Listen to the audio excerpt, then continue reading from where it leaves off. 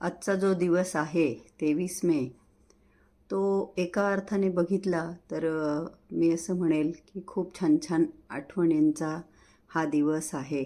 या दिवशी मी, माझं संपूर्ण कुटुंब, संपूर्ण फॅमिली आम्ही खूप म्हणजे खूप आनंदात होतो. परंतु आजचाच हा दिवस आहे जो की खूप वाईट पण वाटतंय, खूप दुःख होतंय, खूप रडायला येतंय. आजच्या दिवसात तर खूप रडलं गेलं. 23 मेला माझा भाऊ मिलिंद याचं लग्न झालं होतं 15 वर्षापूर्वी. तुम्हाला सगळ्यांना माहिती आहे, दुर्दैवाने तो आज आमच्यामध्ये नाही आहे. माझ्या भावाला 8 महिने होऊन गेले, तो देवाघरी गेला आहे. माझ्यापेक्षा माझी छोटी बहिणींच्या घरात बरेच वर्ष राहिली आणि नुकतीच तिने रेंटने फ्लॅट घेतला आणि शिफ्ट झाली. तर मग तिने हौशीने वडिलांना तिच्या घरी नेलं. तर मी काल वडिलांना फोन केला, मला कळलं की वडील तिच्याकडे आहे.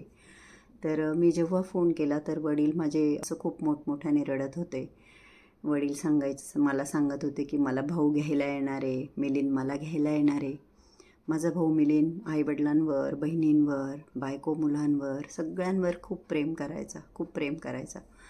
आणि त्याला असं वाटायचं आपल्या वडिलांचं वय झालं आहे, त्यांनी आता कुठेच जाऊ नये, त्याला करमायचं नाही. 8 दिवस जरी वडील राहिले तरी त्याला तो लगेच विचारायचा, कधी याल, कधी याल. तर वडिलांना त्याची खूप आठवण येत होती आणि खूप रडत होते. आज सकाळी मी फोन केला. मी माझ्या घराच्या कामाच्या गर्दीत विसरून गेले होते, पण फोन केला तर आईचा मला रडका आवाज आला. मग मी आईला विचारलं की आई तू रडते का? तर मग आई बोलली आजच्या दिवशी आपण सगळे किती खुश होतो, किती आनंदात होतो, किती एन्जॉय करत होतो. तर ज्योती रडत होती, म्हणजेच माझी भाऊजाई.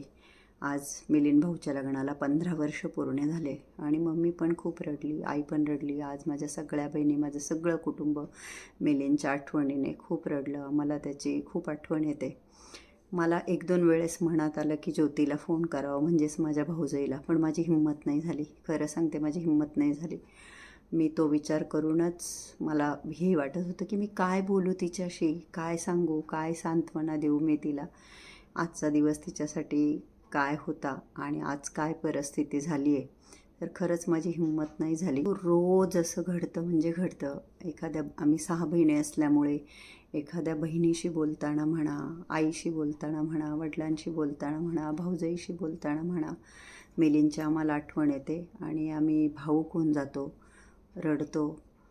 तर परमेश्वर चरणी हीच प्रार्थना करतो आम्ही सगळे, मी व माझं कुटुंब, की माझा भाऊ जिथे कुठे असेल त्याच्या आत्म्याला शांती लाभू द्या. हीच आम्ही परमेश्वर चरणी प्रार्थना करतो.